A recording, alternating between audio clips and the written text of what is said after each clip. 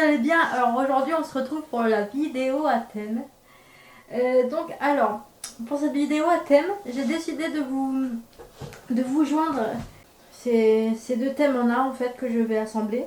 Donc en première partie, on va procéder par les 10 choses qui abîment les relations. Voilà. Et donc en deuxième partie, donc attention pour moi en lisant ces documents-là, pour moi ça peut être sur le plan amical et sur le plan amoureux. Et donc ensuite, ça sera, je te souhaite de trouver une personne qui, voilà. Donc voilà, on va commencer par le négatif pour ensuite procéder par le positif. Voilà, donc c'est parti, let's go. Alors, les 10 choses qui abîment les relations.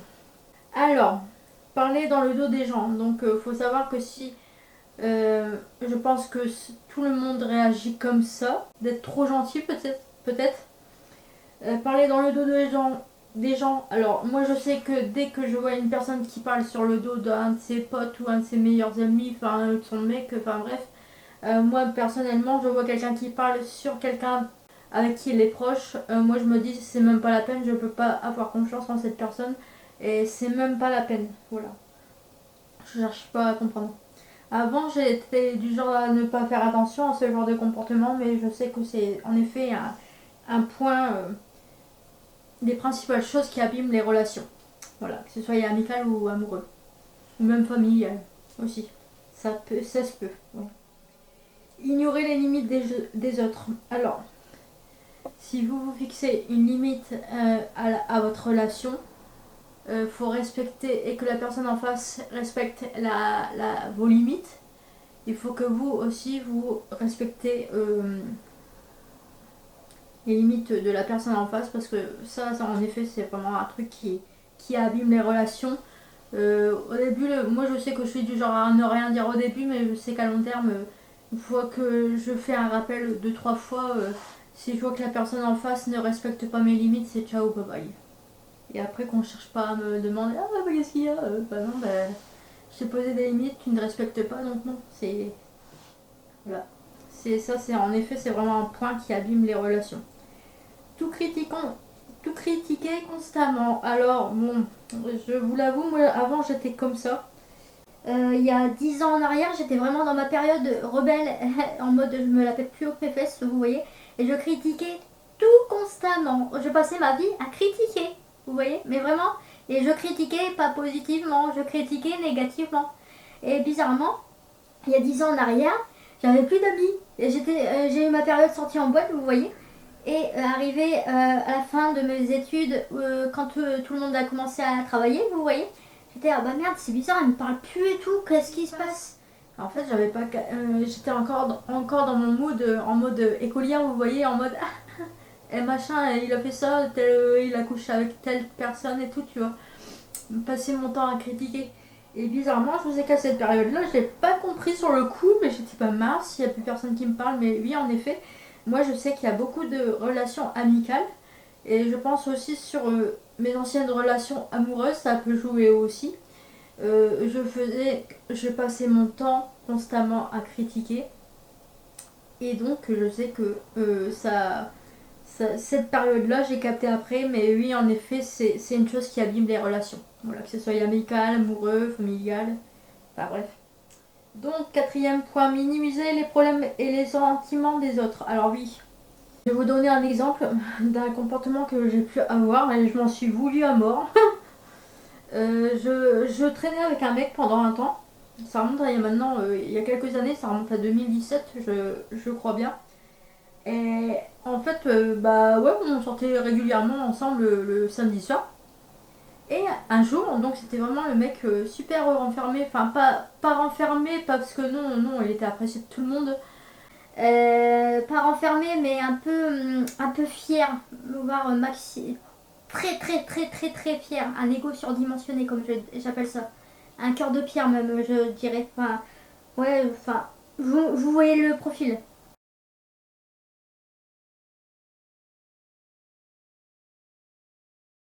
Et donc un jour, un samedi soir, donc avant de rentrer, ouais, on rentrait du basket, il me ramène. Et puis genre le mec il me dit, mais genre le mec il semblait blasé mais vraiment truc de ouf. Il me fait, Marion. Moi je savais pas quoi, ouais, aussi bien. Marion. Je t'aime bien. Mais genre le mec il a soufflé comme ça en mode... On aurait dit que ça le faisait chier de bien m'aimer, vous voyez. Donc moi je fais... Bah, puis moi... je connaissais un petit peu le profil de la personne, vous voyez. Hein. Moi j'ai dit comme ça en rigolant... C'est comme ça que tu fais pour pécho. Puis j'ai rigolé au nez, vous voyez, donc j'ai minimisé les problèmes et les sentiments des autres, de cette personne-là, vous voyez. Oui. Et le mec, bizarrement, j'ai rigolé au nez comme ça, j'ai dit c'est comme ça que tu fais pour pécho. Et le mec, il semblait vraiment blasé de bien m'aimer, vous voyez, donc qu'est-ce qu'il a fait? Il m'a pris, il a ouvert la portière, il m'a dégagé là. Bon, maintenant j'en rigole, mais je sais pas quoi. Donc il minimisait les sentiments des autres. Donc je lui ai demandé si c'était comme ça qu'il faisait pour pécho. Bah écoutez, bah, depuis ce temps-là, j'ai plus de nouvelles de cette personne-là. Hein. Donc en effet, j'ai mis... Ça c'est un bon exemple. J'ai minimisé les sentiments de cette personne. Et depuis ce temps-là, bah du coup, ça a abîmé la relation. Depuis ce temps-là, il me parle plus. Voilà. Alors, faire des promesses qu'on ne tient jamais. Alors, moi je sais que les personnes qui me font des promesses et tout, moi je sais que ces personnes-là,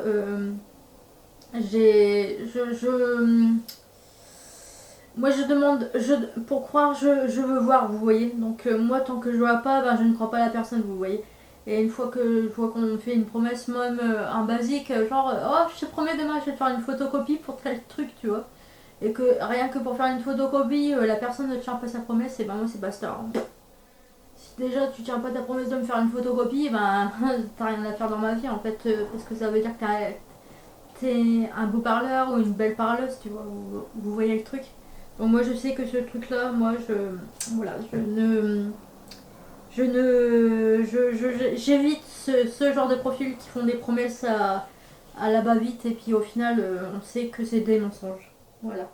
Refuser de s'excuser même quand on a tort. Alors refuser de s'excuser même quand on a tort. Alors moi je sais que c'est le truc qui abîme les relations en effet, que ce soit amoureux ou amical. Mais moi je sais que c'est un truc que j'ai du mal. Pendant une longue période de ma vie, j'ai eu vraiment du mal à le faire. Et oui, en effet, c'est vrai que ça abîme les relations, ce genre de comportement. Et moi, je sais que j'ai déjà demandé des excuses. Enfin, des personnes ne se sont pas excusées auprès de moi et je sais que ça a abîmé les relations en question. Et je sais que moi, il y a des moments où j'ai pas voulu m'excuser. Je sais que, bah, en effet, ça a abîmé des relations aussi, de mon côté. Voilà. Alors, révéler les secrets qu'on nous a confiés. Bah, ça, c'est la base en fait. C'est la base en fait. Je suis désolée, mais c'est la base. Alors, imposer ses opinions comme des vérités absolues. Alors, ouais, ça. Alors, les profils en mode ah non, mais moi je pense ça et tu vois, même si toi tu as raison en face, et ben non, c'est moi qui a raison et t'es pas content, c'est la même chose. Tu vois. Non, ça c'est un truc qui m'énerve, je vous jure, c'est un truc qui m'énerve vraiment. Surtout quand les personnes donnent leur opinion, qui ne connaissent pas l'histoire, tu vois, qui veulent se mêler des histoires, ou qui veulent commenter des histoires, et puis qui en fait ne sont au courant que de 25% de l'histoire, vous voyez. C'est comme les personnes qui jugent les vidéos que je peux faire, et puis ils vont donner leur opinion, mais quand moi je vais dire un truc de mes wikiblogs, ils vont juger un passage que j'ai pu raconter, vous voyez, mais ils ne sont au courant que de quoi 10% de ce que je peux raconter. 10% de ce que je raconte dans les wikiblogs, c'est ouais, bah c'est 10%, vous voyez. Il manque 90% de l'histoire en fait, vous voyez. Donc moi ça m'énerve les profils qui donnent leur opinion sur des choses de ma vie, vous voyez, alors qu'ils sont au courant que de à peine 10% de la vérité en fait, vous voyez. Donc ça c'est vrai que ça abîme aussi les relations. C'est vraiment... Ça par contre, je pense pas que je serais comme ça à faire ça. Je pense pas que je suis du genre à donner mon opinion. Enfin, faut que j'en sache quand même une bonne partie pour donner. Et encore, faut qu'on me demande mon avis. Sinon, je donne pas mon opinion. J'attends qu'on me demande. C'est important ça. D'attendre d'attendre la personne en face vous demande votre opinion pour avoir votre avis, vous voyez. C'est important. Pas imposer comme ça son opinion alors qu'on n'est pas au courant de l'histoire en fait. C'est un truc qui m'énerve, même, ouais, j'ai encore réagi récemment, ça m'a énervé parce que des personnes qui donnent, même si ça me concernait pas, mais des personnes qui donnaient leur opinion par rapport à un sujet d'une personne proche de moi, vous voyez, et ça m'a énervé en fait, vous voyez. Du coup, je suis partie, et puis je suis partie, puis j'ai attendu qu'on vienne me chercher en fait. Voilà. Très récent d'ailleurs. Mentir régulièrement, même pour des petites choses. Alors oui, en effet, mentir pour des petits, même pour des petites choses. Le mensonge, on le dit souvent, le mensonge tue la relation, qu'importe qu'elle soit amicale, familiale ou bien autre. Le mensonge tue une relation. Voilà. Ça c'est un des points, ouais, je pense que j'ai pas besoin de vous le dire, vous le savez. Alors, juger les gens sur leur apparence ou leur statut.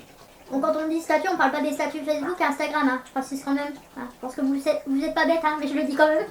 Donc sur leur statut. Donc ça peut être leur statut amoureux, leur statut financier, leur statut d'emploi, leur statut familial. Alors ça, franchement, les gars, et puis les meufs, hein, si vous jugez un statut familial, de travail, de santé, bah franchement, non mais si vous faites ça auprès des personnes que vous aimez, que vous tenez à elles, vous vous payez le culot de juger leur situation financière, travail, amoureux, sentimental, amical, enfin bref, vous m'avez compris. Vous vous étonnez pas si la personne en face de vous que vous avez jugée sans même qu'elle vous demande votre avis, vous étonnez pas si elle vous calcule plus, hein, les gars, puis les meufs, du coup, voilà. Donc voilà, ça c'était les 10 points qui abîment les relations. Maintenant, on va passer à une partie un peu plus positive. Bah oui, hein, quand même. Donc j'ai lu les points, donc si je vous le dis, c'est que je vous le souhaite vraiment. C'est pas pour faire la faux cul, je vous rassure. Alors, partage tes rires et tes larmes. Alors, une relation, avoir une personne dans sa vie qui partage tes rires et tes larmes, ça fait du bien, vous savez. Moi, avant, j'avais pas beaucoup de relations comme ça. Et maintenant, je sais que j'ai des personnes sur qui je peux compter. Si j'ai envie de pleurer, de rire ou de peine, je sais que je peux le faire. Donc moi, j'ai découvert ce genre de relation avec qui on peut partager des rires et des larmes. Enfin, pleurer de rire, hein, vous voyez, et pleurer de peine. Et si vous savez, comme moi, ça m'a fait du bien dans ma vie d'avoir ce genre de relation. Avant, j'en avais pas. Je me suis rendu compte qu'avant mes 30 ans, j'avais pas ce genre de relation. C'est grave quand même. Je m'en suis rendu compte récemment, j'avais pas ce genre de relation. Il y avait des personnes avec qui je pouvais rigoler, avoir des fous rires, mais il y avait très peu de personnes sur qui je pouvais pleurer et pleurer de peine en fait, vous voyez. Alors, t'acceptes même quand tu es au plus bas. Ça c'est important aussi parce que quand tu es au plus haut, il y a tout le monde qui est là, hein, vous inquiétez pas, mais quand tu es au plus bas, bah, moi je peux vous dire que moi quand j'étais au plus bas, bah, j'ai pu compter que vraiment quand j'avais mes problèmes de santé et bah, quand j'allais vraiment pas bien, je peux vous dire que il y a que 3 personnes sur qui j'ai pu compter, hein, sincèrement, voilà. Ces personnes-là ne sont plus dans ma vie actuellement, mais je sais que ces 3 personnes-là étaient là pour moi. Donc pour vous dire vraiment que il n'y a pas beaucoup de gens qui sont comme ça. Voilà, c'est très rare. Alors, c'est rendre les moments ordinaires extraordinaires. Voilà, donc c'est un peu comme partage tes rires et tes larmes. Ça c'est vraiment, je le mets à peu près dans la même catégorie. Après tes succès, apprécie tes succès autant que les siens. Voilà, donc ça va être genre, une personne va dire ses succès, mais quand toi tu vas parler d'être chien, à des moments il y en a qui vont avoir tendance à dire, à se croire au-dessus, vous voyez. Genre tu vas dire, ah bah moi aujourd'hui j'ai réussi à faire ça, tel truc, vous voyez. Et puis genre elle va pas calculer, elle va dire, ah non mais moi tu sais aujourd'hui j'ai été travailler, puis le patron il m'a dit que j'étais formidable, tu vois. Et genre, ils ne vont pas calculer que toi tu as fait un truc bien et ne va pas te féliciter. Alors que toi tu vas être toujours en train de féliciter la personne en face de toi. Donc faut que ça soit donnant-donnant, tu vois. C'est important. Crois en toi, même quand toi tu doutes de toi. c'est important d'avoir des personnes qui croient en toi, même quand tu es en doute. Parce que si tu as des personnes en face de toi qui t'entassent, et ben c'est sûr que forcément ça va pas aller en fait. Et c'est vraiment important d'avoir des personnes qui croient en toi. Vraiment. Te fait sentir aimé sans condition. Ça c'est important aussi, c'est la base. J'ai pas. Voilà, c'est vraiment important et je vous souhaite vraiment de trouver cette catégorie de personnes. Au moins une personne ou deux personnes, parce que c'est vraiment important. Et enfin, ne cherchez pas, vous voyez. Moi, les jours où vous allez trouver des personnes comme ça, bah, vous verrez, vous vous en rendrez compte et vous aurez. En général, ces personnes, elles arrivent dans votre vie quand vous avez vraiment besoin et vous vous en rendez pas forcément compte sur le début, vous voyez. Mais vous n'avez pas besoin de chercher, vous allez trouver, mais pas besoin de chercher et d'user votre énergie à chercher, vous voyez. Normalement, ça vient tout seul. S'intéresse sincèrement à toi. Bah oui, bah c'est la base. De sentir qu'une personne s'intéresse à toi, s'inquiète pour toi, prendre de tes nouvelles. Même sur des petits trucs, tu vois, c'est important. Te donne la liberté d'être toi-même. Bah oui, bah ça c'est la base. C'est le jour où tu trouves une personne où tu peux être toi-même, bah franchement c'est génial. Hein. Il n'y a rien de mieux. Te montre chaque jour combien tu comptes pour elle. Bah oui, bah c'est besoin. C'est essentiel d'avoir des petites attentions, vous voyez. C'est vraiment essentiel, même un petit message en disant bah j'espère que tu vas bien, que hier t'étais malade, est-ce que tu te sens mieux, tu vois. C'est important. Et t'honnête et te fait sentir en sécurité. Alors oui, c'est hyper important de se sentir en sécurité avec vos relations. Parce que si tu te sens pas en sécurité, ben c'est sûr que forcément la relation ne va pas fonctionner. Voilà. Te surprendre par de petites attentions. Alors oui, c'est toujours bien d'avoir des petites attentions, surtout quand on s'y attend pas forcément, tu vois. C'est vraiment super cool et ça fait toujours plaisir. Et c'est bien aussi de renvoyer la balle, vous voyez, de faire aussi des petites attentions à la personne en face. Voilà. Et là pour toi, peu importe quand. Et oui, peu importe quand. Bon, moi je vous avoue que la nuit je dors, hein. Mais sinon, moi le jour où je suis là, quand auprès des personnes que je tiens, je suis là. Voilà. Et s'il faut répondre, si la personne a besoin, ben je suis là. Voilà. Donc ça c'était les 12 points. Je te souhaite de trouver une personne qui. Voilà. Hein. Et juste avant c'était les 10 points qui pourrissent une relation. Donc j'ai trouvé que ces différents points allaient bien ensemble et donc voilà. Écoutez, j'espère que cette vidéo à thème vous a plu. N'hésite pas à liker, à donner ton avis en privé, en commentaire, enfin bref, tu connais la chanson. Et je vous dis à la semaine prochaine pour une prochaine vidéo. Ciao, salut, salut.